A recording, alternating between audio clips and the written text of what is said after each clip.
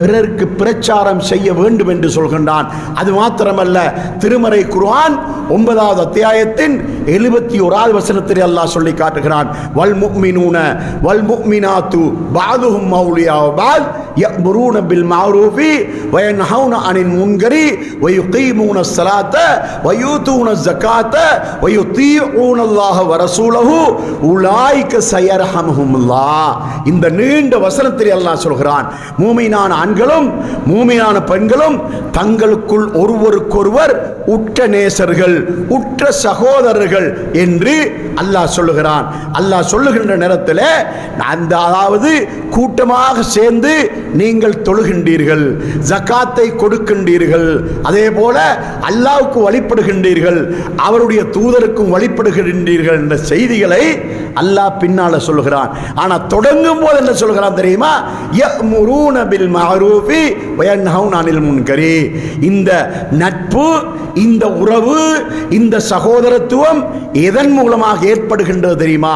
அவர்கள் தங்களுக்குள்ளே நன்மைகளை ஏவுகின்றவர்களாக இருக்கின்றார்கள், தீமைகளை தடுக்கின்றவர்களாக இருக்கின்றார்கள். இதன் மூலமாகத்தான் அவர்களுக்குள் ஒரு சகோதரத்துவம் இருக்கின்றது என்று அல்லாஹ் சொல்கிறான். ஒரே சப்பிலே சேர்ந்து ஜமாத்தாக தொழுகின்றதே இதில் மாத்திரம் சகோதரன் கிடையாது. அதே போல ஜகாத்தை கொடுக்கின்றவர் கொடுக்கின்றார், எடுக்கின்றவர் எடுக்கின்றார், இதன் மூலமாக மட்டும் சகோதரத்துவம் கிடையாது.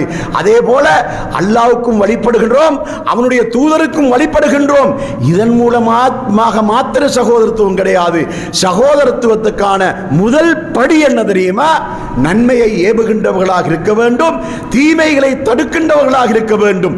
இதன் மூலமாகத்தான் உங்களுக்கு மத்தியிலே சகோதரத்துவம் என்று அல்லாஹ் நமக்கு சொல்லி காட்டுகின்றான்.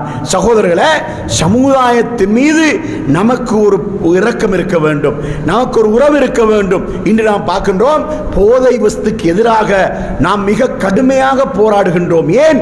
நம்முடைய பிற்கால சமுதாயம் அதிலே வீழ்ந்து அவர்கள் அழிந்து போய்விடக் கூடாது என்பதற்காக, அந்த சமுதாயத்துக்காக நாம் கவலைப்படுகிறோமா?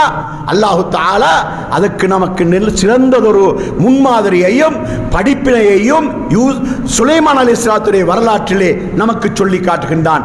சுலைமான் அலைஹிஸ்ஸலாம் அவர்களும் அவருடைய இராணுவமும் வழியிலே வந்து கொண்டிருக்கின்றது.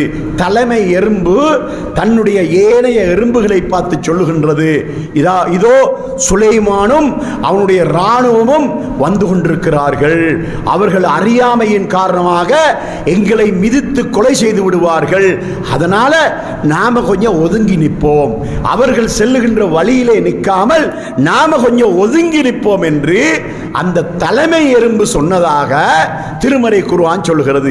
அந்த நேரத்தில் ஃபதபஸ்ஸம லாஹிகன், சுலைமான் அலைஹிஸ்ஸலாம் அவர்கள் புன்முறுவல் பூத்து சிரிக்கிறார்கள், அல்லாஹ்வுக்கு நன்றி செலுத்துகிறார்கள். அல்லாஹ்வே, இந்த எறும்பு பேசுகின்ற மொழியை கூட விளங்குகின்ற அளவுக்கு நீ எனக்கு அருள் செய்திருக்கிறாயே என்று அல்லாஹ்வுக்கு நன்றி செலுத்துகிறார்கள்.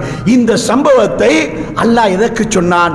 சுலைமான் அலைஹிஸ்ஸலாத்துக்கு எறும்புடைய மொழி தெரியும் என்பதை சொல்வதற்காகவா?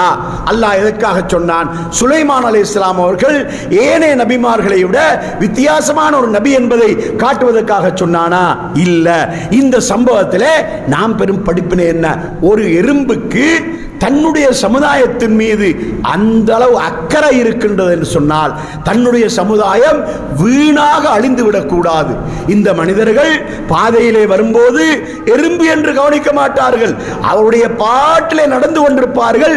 ஆனால் மிதித்து இவையெல்லாம் செத்து போய்விடும் என்று கவலைப்பட்டு அந்த தலைமை எறும்பு ஏனைய எறும்புகளை ஒதுங்கி நிற்குமாறு எப்படி உபதேசம் செய்ததோ, அதிலிருந்து நாம் பெரும் படிப்பினை என்ன? நான் மாத்திரம் இந்த குர்ஆன் சுன்னாவை பின்பற்றி போதாது, என்னுடைய மௌத்துக்கு பின்னால் நான் இருந்த இதே வழியிலே என்னுடைய பிள்ளைகளும் இருக்க வேண்டும் என்ற ஒரு உணர்வை இந்த சம்பவம் நமக்கு உணர்த்துகின்றது. எப்படி இன்று நாம் பார்க்கின்றோம், நமது